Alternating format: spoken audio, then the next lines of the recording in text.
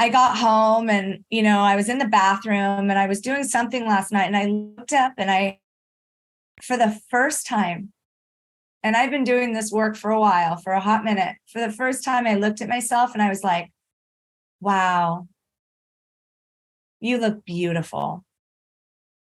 I love you. I am so proud of you.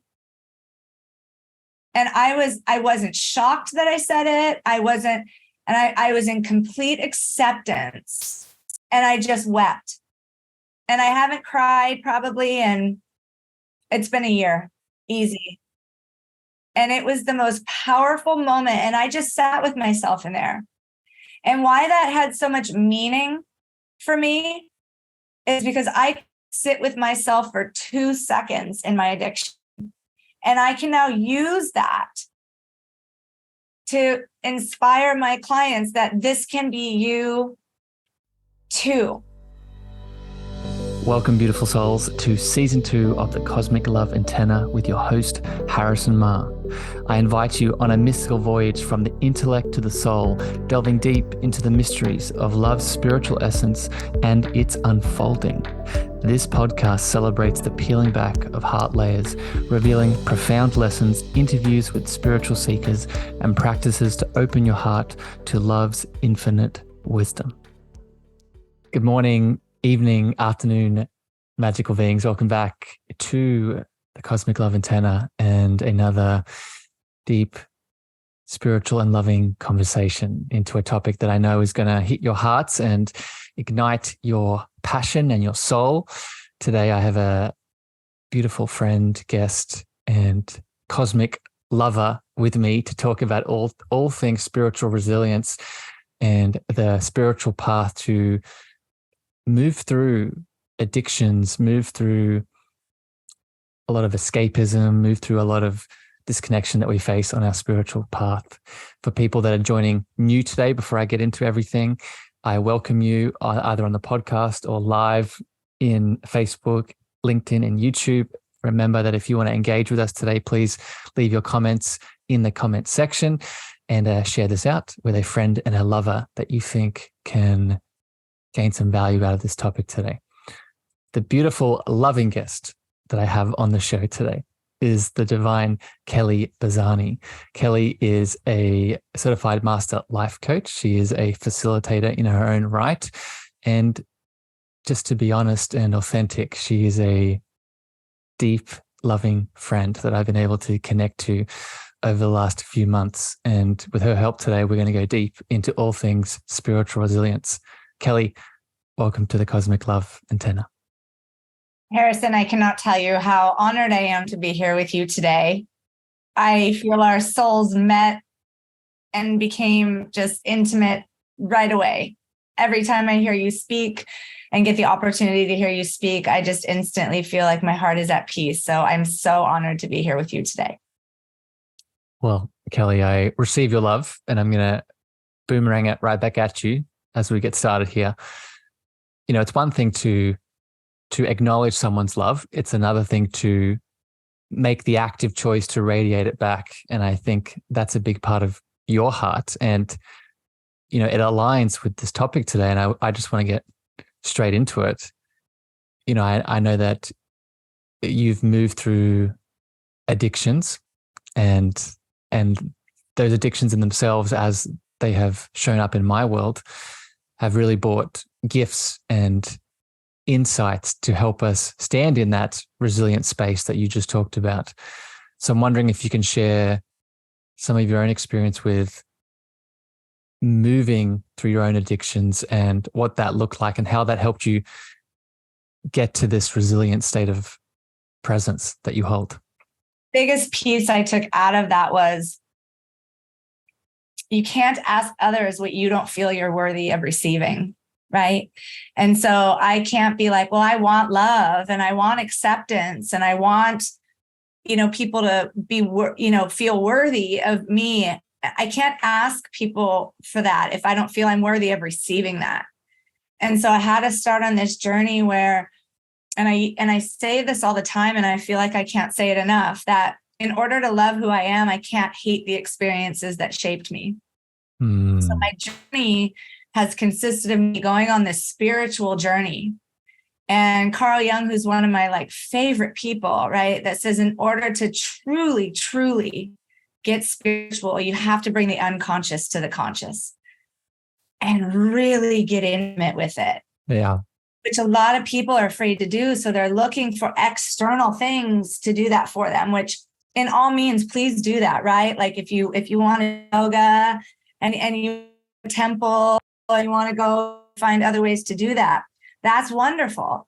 But where you're going to find that true emotional resilience is really within yourself. It's all within yourself, uncovering those layers. And so for myself, through addiction and making these choices that I'm accountable for today that led me down this path of destructive choices and addictive behaviors.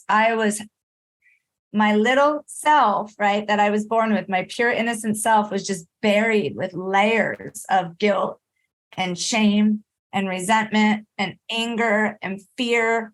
And I had to peel back all those levels of that to get to my true authentic self in order to find that emotional resilience and spiritual resilience. Oh, I love it, Kelly. It's so interesting, hearing your beautiful journey and what you've moved through and how similar it is to not just my own experience, but I know a lot of people that are tuning in to the show that tune in regularly and people that I've supported and all the sort of the audience that tunes into this broadcast, because it's not a Kelly thing. It's not a Harrison thing. This is a spiritual journey that we all must walk. And based off that onion analogy that you gave, Kelly, the pulling back of the heart layers, I had a question come in from the community today that relates to what you're saying that I want to get your thoughts on.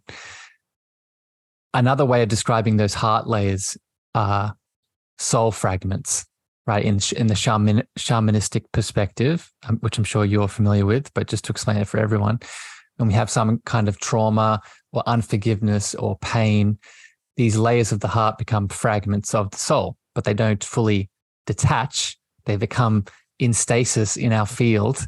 And this is what happens. This is what it means to be triggered, right? Those pieces become triggered.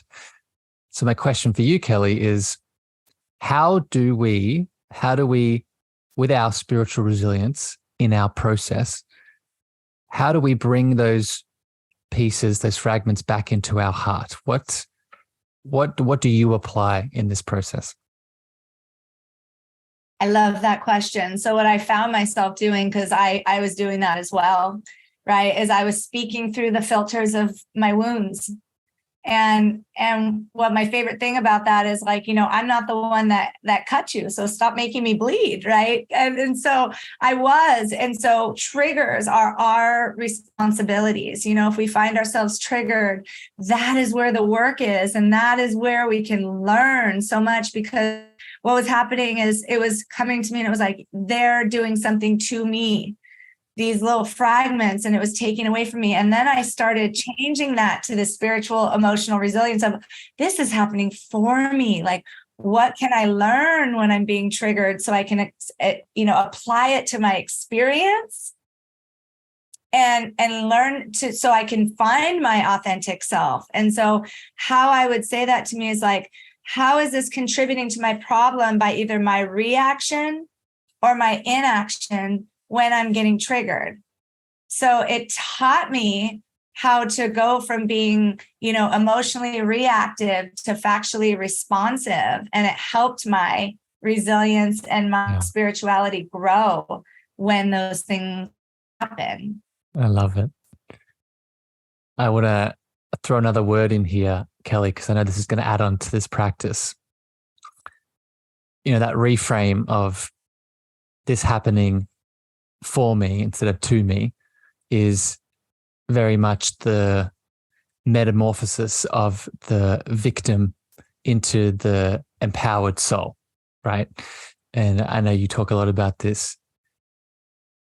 And I know a big role and a big part of that transformation is the alchemy of starting to use gratitude in all those pieces. So as you start saying, this is happening for me, gratitude starts to come into your awareness around, oh, this is now a tool in itself that I can use. So I'm wondering if you can speak to the power of gratitude at this point in the journey.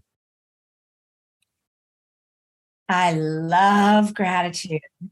So that whole process we just talked about, it's a painful process, because if you notice everything we're talking about, it's like I, right? Accountability. Like you have to be like, oh, where am I responsible? Because Harrison, if we're waiting for other people to shift or change, we might be waiting a long time. So we get to do the shifting or changing, which is so beautiful, because that's where the alchemy happens. And we're the magician. We're the alchemists. We get to choose how we want to do things.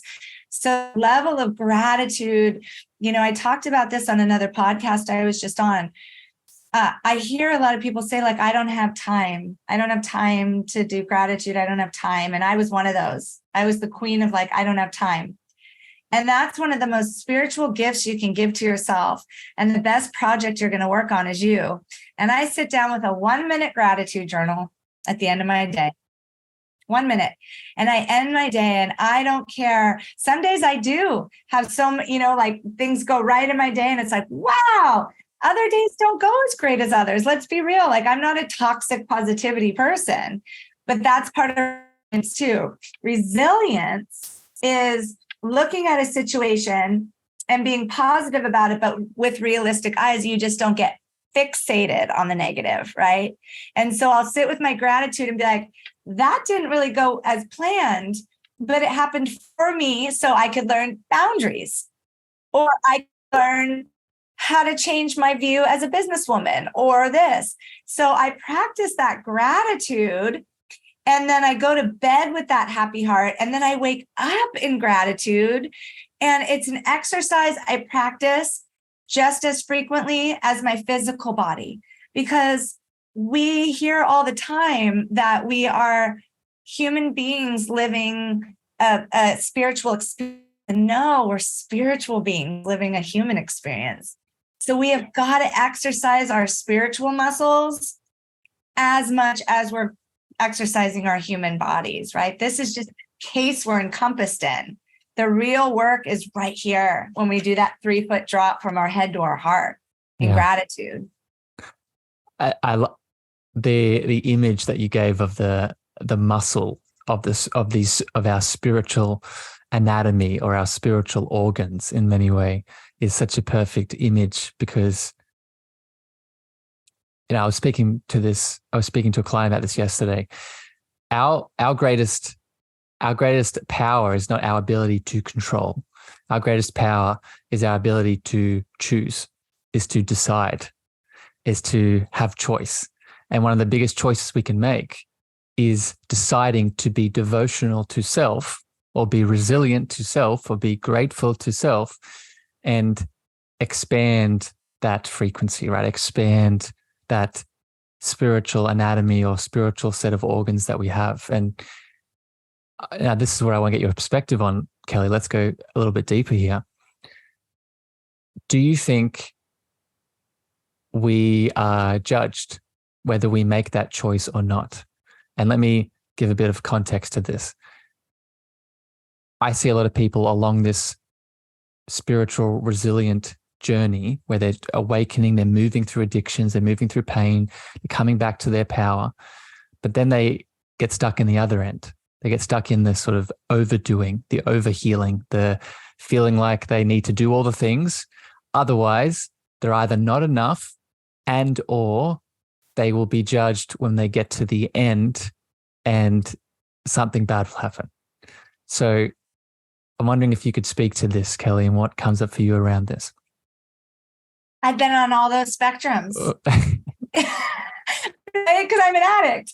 And so I do everything, when I get teased all the time, because they're like, when you do something, you do it, whether it's good or bad, right? So in my addiction, I was all the way, living in my car, eating out of trash cans, 8 years ago, to then when I got clean and sober, I went all the way to, not feeling like I was doing enough and trying to make up, so trying to find that balance. I tell people all the time, like, I was the black sheep in my family in my addiction.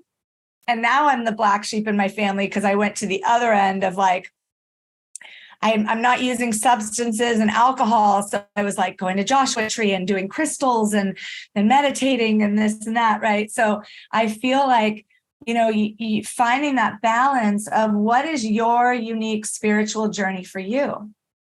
And so how can we judge? People come to me and they're like, they want like a roadmap direction of how to get to their own soul spiritually. And it's like, it's taking that time to be quiet with yourself, and your psyche will only allow in what it can handle at that time, and more will be revealed to you as you continue to heal.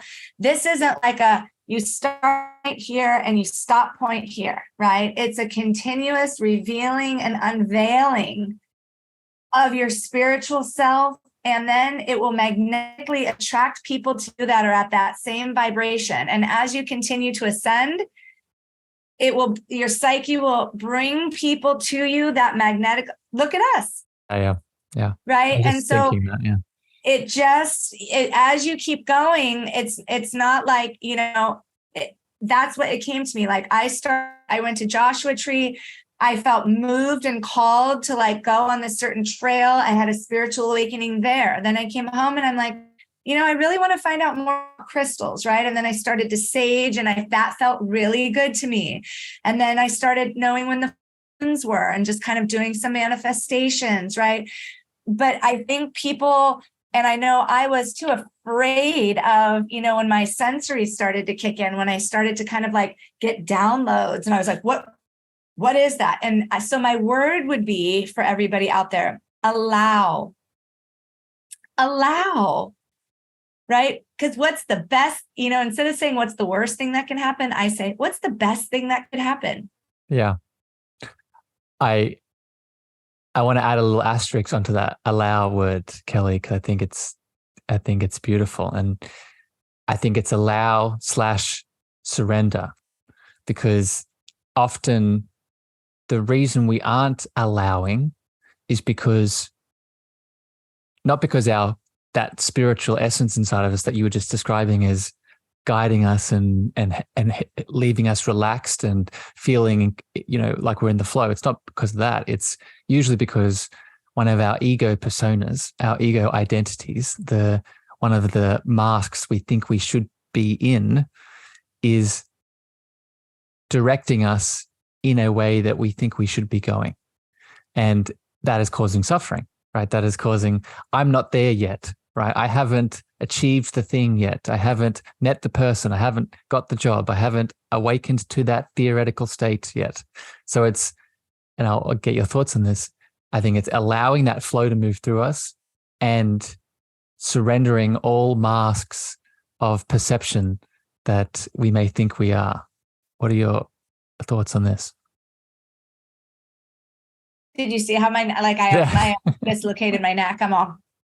So yes, right? Like Carl Jung talks about those 4 archetypes. We are human beings. We're not human doings. And so we're like, I need to do this and do this and do this and do this to get to where I need to be. And if we just surrender, I always say surrender and acceptance of who we're becoming, right? And so when we surrender, like I tell my clients and stuff, it's not surrendering like I give up or give in. It's surrendering to the experience. And so because when you're so hyper focused on like, I'm not there yet and I'm not where I want to be, and instead of like opening up the horizon, because when you're looking at those 4 archetypes, right, and you're in that ego space instead of that heart space, the ego doesn't know the difference between real and perceived threat. It's just perceived. It's not real. And so when you're looking at that persona, those are the overdeveloped qualities that people were like, oh, Harrison, I really liked it when you come to parties and you do A, B, and C. And so we hyper develop those qualities. And then we've got the anima and the animate, like the male and the female roles of masculinity and right? And then we have those roles that like people were like, Harrison, I really didn't like when you did the A, B, and C. And so we suppress those. And let's just be really clear, a persona, just because people have told you that's what they like about you, that's not who you are. And so to get to like the humanness of like who you are, you need to get quiet with yourself and be like, do I really like those things about me? What do I like about me? Do I like the things about me that people didn't like? When people tell me that I'm too loud, do I like when I have a voice?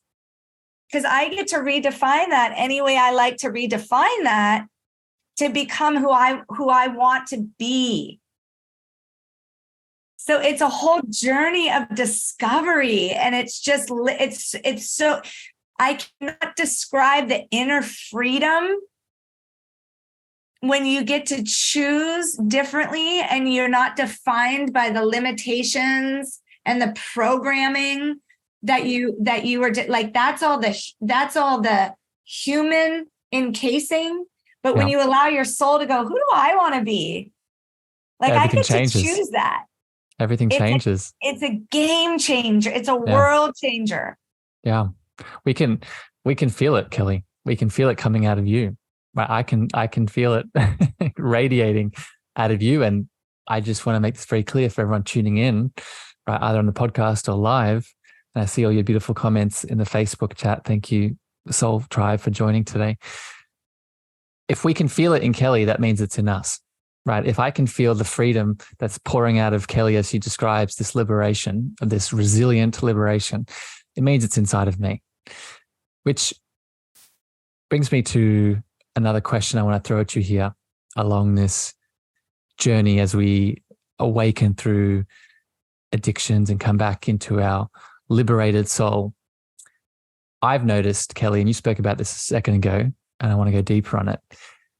As we start to release those masks and those identities and personas, and we allow the spirit to speak through the human vessel, it's very easy for us to go off into the cosmos.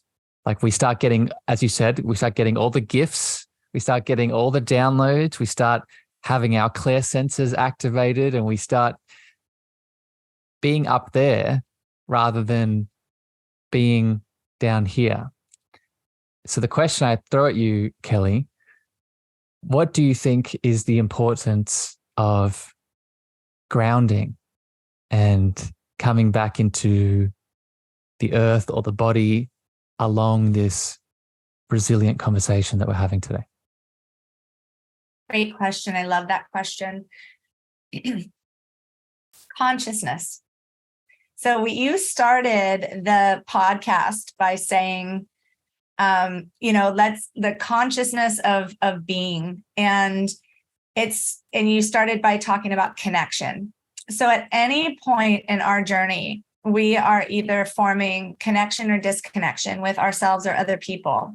And I find, and this is just like a little side note, especially in the past couple of years, there's been so much like separation and disconnection. And we can wake up and like rinse, repeat, rinse, repeat, rinse, repeat. Or to your point, if I could live in the 5D my whole life, I would live in the 5D. And so I consciously wake up every morning and I choose power of choice. I wake up and I say, I'm consciously choosing not to drink and use today. And then what do you need to do with that, right? How does that look? And so I practice my 4 steps of internal happiness. How do I want to feel today? So I have to ground myself before I reach for my cell phone, before my feet touch the floor, before I look at the alarm clock, before anything. How do I want to feel today? Grounded, peaceful, accomplished. How do I want to feel? And then I align my activities around that throughout my day so that I'm not sitting there like managing my circumstances, right? I'm like in a state of readiness. So throughout my day, if I want to wander off spiritually, or I want to get busyness in the like humanness of life, I remember my words to do by list. So if I'm feeling stressed, I'm like, is this aligning with wanting to feel grounded or peaceful or accomplished? No. And so then I have to ground again, whether that's going outside and putting my feet in the ground, pressing my face up to the sunlight, however that is. And then I do a reset. Or if I find myself in the humanness of life, like I'm not feeling good enough, how did I want to feel today? Grounded, accomplished. So I have that process for myself with the reasons. I also believe I love what I do. And when you love what you do, you do with purpose on purpose. Yeah. And that is also part of the emotional resilience. Yeah. Let's speak about that, Kelly. You read my heart, because this is something that I've started recently talking about more and more. And for people that are interested, Kelly and I met in a beautiful mentors group. It's called the Mentor Studio, and it's a group of individuals, professionals coming together to collaborate and connect and help each other. And I'm preparing for a chat and a presentation that I'm giving this week. And one of the things I'm going to talk about that I want to share with you here now and get your reflections on is when we show up not just on purpose, but we show up with the intention of service to help someone, right? To guide someone, to educate someone, to teach someone, much like we're doing here on the podcast right now. In that, if you want to call it energy or frequency of service, it is not just healing for the person receiving our service, it's also healing for us. And the way I describe that is because you're giving yourself permission in that moment for the small personas and the masks and identities that we were just speaking about to fall away, and more of your higher self, your presence of love, your passion to move through you. And that heals you. So I'm wondering, one, what are your thoughts on this, Kelly? And have you noticed this along your journey? So my biggest spiritual awakening happened to me in jail. And I think humility is a really big part of this journey. And when that spiritual awakening happened, I chose in that moment to dedicate the rest of my life doing this work. And I have. And I need to do a shout out to Harrison really quick, because we were on this health and wellness forum and he was on the panel, and I had to turn my camera off because I was so in my soul with what he was saying that I needed to close my eyes and let it just hit me in a way that like it hit me at such a deep soul level. And we spoke about it afterwards. And I was telling him that the reason I resonate with Harrison so much is because when I speak with my clients, right, I serve as a vessel and I get the downloads. And every time I speak, whether it's on a podcast or with a client or with a friendship or whatever, I ask my higher power to speak with me and through me, right? With me and through me. And when I do that, my message is about me, but it's not for me. And so that servant leadership, that humility that I speak about, I never forget where I came from. You know, I never forget that, because when people talk about, we all get that nervousness about to speak, right? But what I take from that is like, that's because I'm so passionate about what I want to say. And so then I'm like, I have no fear when my message to serve is clear. And I think that's why we connect so well, Harrison, because when we speak, you can tell it's like, it's just this, right? Like our goal is just like, let me get it to as many people as we possibly can. And I think that's what makes this spiritual journey for me so vulnerable. Excuse me, because when I speak about what I'm speaking about, it gives other people permission to do the same when I share. And I've been on so many paths in my journey and taken time to myself to find my soul again.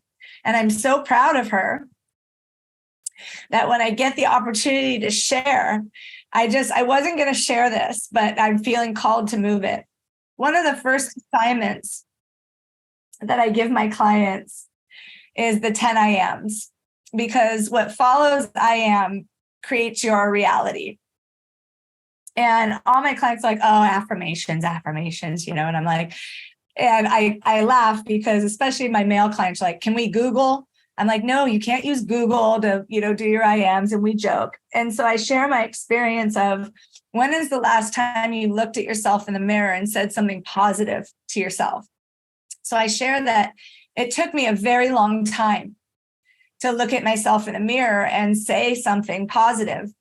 I said, I would look down, or I would laugh, or I would be like, I can't do it, So I went to my nephew's 23rd birthday party last night, and I got home, and, I was in the bathroom, and I was doing something last night, and I looked up, and for the first time, and I've been doing this work for a while, for a hot minute, for the first time, I looked at myself and I was like, wow, you look beautiful.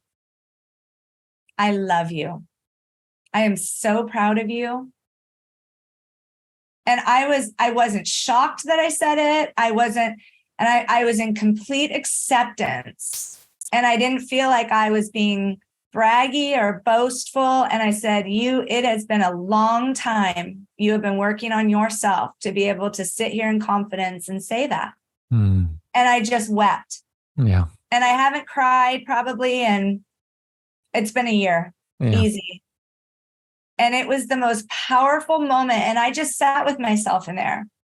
And why that had so much meaning for me is because I sit with myself for 2 seconds in my addiction. And I can now use that to inspire my clients that this can be you too. Yeah. So beautiful, Kelly. I'm grateful. Thank you for sharing that beautiful experience with us, and a lot of love coming through the Facebook chat and community for you too.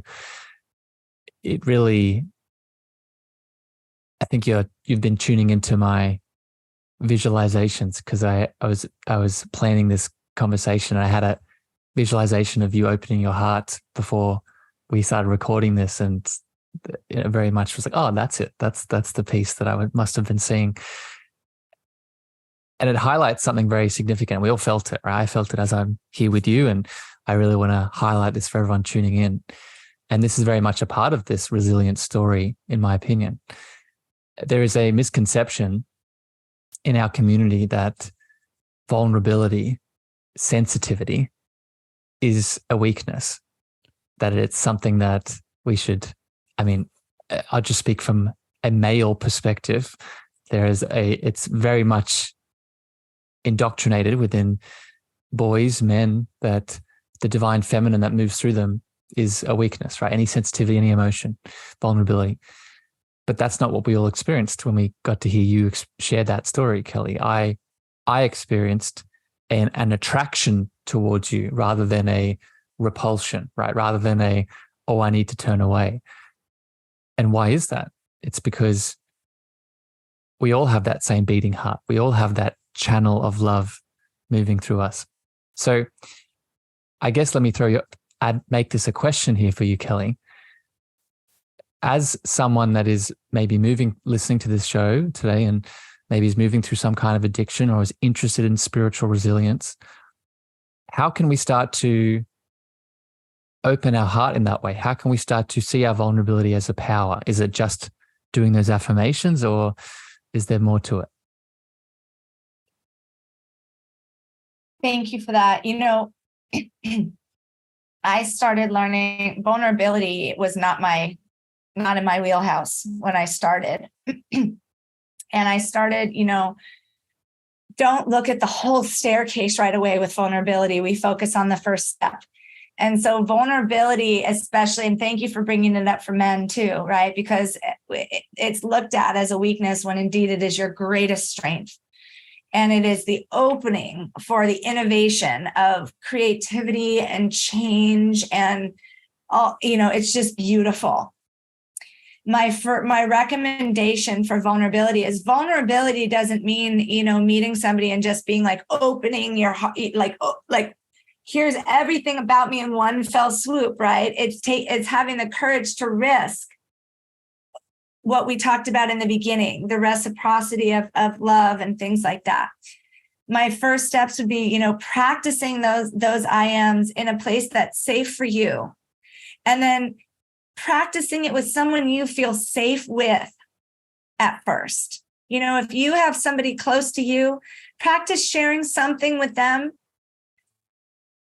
little that you feel like. So, if Harrison, if me and you are really like intimate and I say to you like, hey, may I share something with you? And can you hold safe? Because Brene Brown is my person that I go to about vulnerability, right? And she says, not everybody deserves to hear your story, right? They have to earn that right. And especially people that have had past traumas or hurts or that have had their vulnerabilities used against them. So you want to practice it. Maybe you want to practice it first in a journal with a lock on it. And you want to practice like writing it out and getting it out and locking it and practice that trust and vulnerability first with yourself and see how it feels for you. So start taking little baby steps. But I think 99% of the success with vulnerability is consistency. Yeah. If you practice it first and build that trust and accountability and integrity and boundaries within yourself with the vulnerability first, then you can start mirroring it out to other people and see how it feels. But you got to feel safe within your own home first. Yeah. It's another one of these muscles that we talked about earlier, right? It's another one of these spiritual, I would count it as a spiritual muscle that we need to be devotional towards. And I'll add a little tip on top of it and get your thoughts on it, Kelly. I think it's also, so it's making that safe container for yourself and sharing with yourself and slowly stepping out into the world. And I also think it's allowing your intuitive guidance to come through, right? Your intuitive guidance is often connected to this vulnerability that you need to share. So for example, right, you got the hit to share the story on the show with us right now. Where did that come from? That came from that intuitive channel that said, oh, I want you to be vulnerable, but I want you to be vulnerable in this way with this person in this format right now, right? And that's something we all have access to. Do you agree with that, Kelly? I absolutely agree with that. So I don't know if you've ever heard, that 5-second rule, how many can you imagine if every time we actually said what we were thinking to the person we were thinking it? I'll take full I'll be accountable right here. I hold back because what do we fear? What are our biggest fears? Rejection, right? Rejection, being told no, that those fears. And what does everybody want? To be seen, heard, loved, validated. And so can you imagine if every time we got that download, like, I want to share right now what's on my heart to this person in this moment, and we risk that vulnerability, what this world would look like? Yeah. Holy cow. It would change overnight. I mean, unbelievable. But we fear like, oh my gosh, well, what will they think? Or would they accept me back? Or would they reject it? Or is that too vulnerable? Or would that be too much? Or am I too much? But it's all those assumptions. And I'm guilty of it, because this is a lifelong journey for me. Right. But I got that feeling, because your head is all these thoughts, right? That's your thinking. And then your heart goes, yes, but follow me. This is how you feel. This is how you feel. Your gut's like, hey, you two, follow me, because that's your intuition. And it's right every time. Yeah. Yeah, we could go so much deeper into this, Kelly, but I want to be mindful of your time and be careful of all the rabbit holes we can go down to. I really enjoyed this conversation, and I really enjoy your heart and your soul. I have a couple questions left for you, but before I get to them, I want to give you a bit of space. What is left for people tuning in that have either come from addictions or are moving through addictions right now and they want to get to this spiritual resilience, what's a final thought or a final tip that you wish to share with anyone tuning in that we haven't hit on yet? I think the biggest thing, that I work with in people in recovery is I want to take them through this process in a shorter amount of time than I needed to with a lot less pain. And my biggest tip would be is that why there's such a low percentage of recovery is because life continues to happen. And that is why resilience is so important, because you can get clean or you can help with your addictive patterns and destructive behavior, right? Is going to continue to happen. So even if you remove the drugs and alcohol, you really got to figure out the root cause of why you self-suppress. We're all addicted to something. So whether you've gone down the right of the path of drugs and alcohol, or whether you're addicted to success, whether you're addicted to procrastination, whether you're addicted to electronics, whether you're addicted to people pleasing, really finding out what is the root cause, it always comes back to what we're talking about today, Harrison. The root cause is self-love, self-worth, self-forgiveness, all of those things that start with self. And so in order to get relief and find that inner freedom and break those chains that weigh you down every day, you've got to bring that unconscious to the conscious, and you got to flip yourself over and get really, really honest with your current reality. Yeah. I love it, Kelly.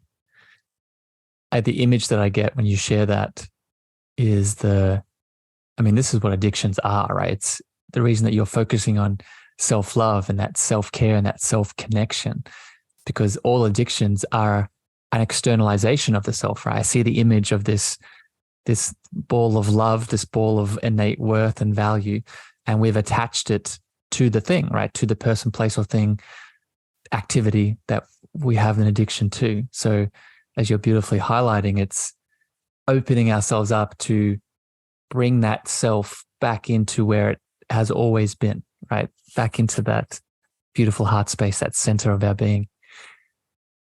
Kelly, if people tuning in, I had some extra questions coming in. They're asking about how do we help others kick addictions? How do we go deeper into this? What's more information? If they want to reach out to you, they want to tune into your work, I know you have a book, where would you like to send people?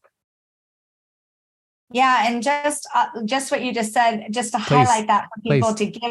to give them some, it all comes back to what is already in you.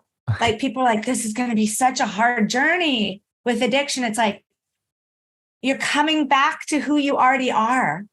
Brene Brown says true belonging. You don't have to change who you are. You just have to be who you are. It's already in here. We just have to find it again. Right.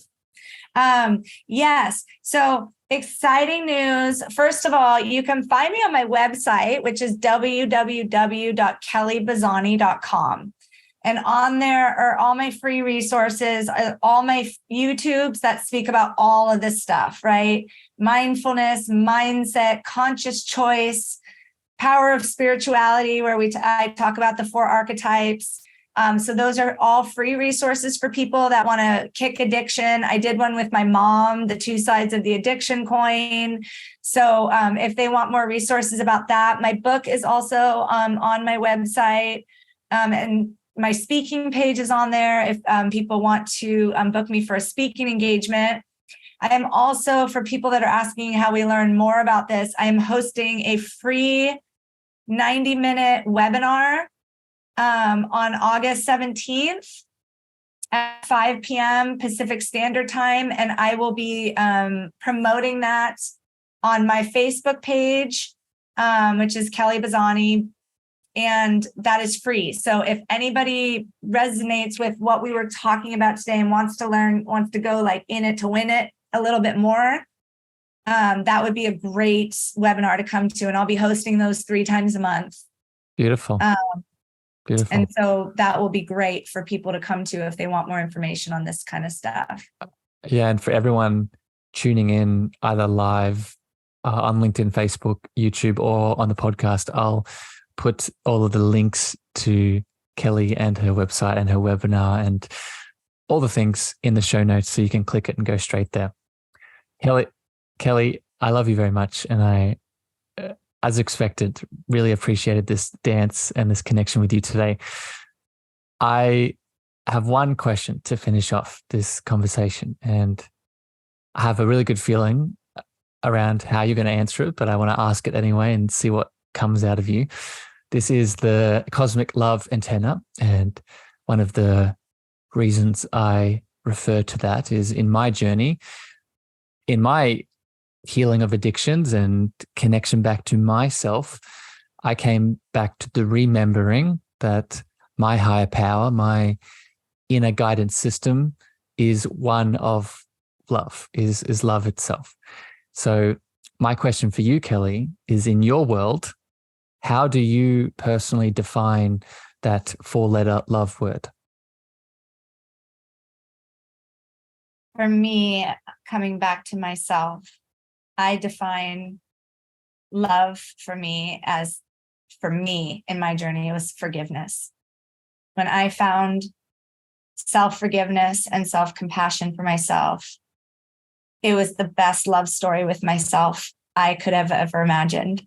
So I define love as, that was a deep one, Harrison. I'm not crying twice on his podcast.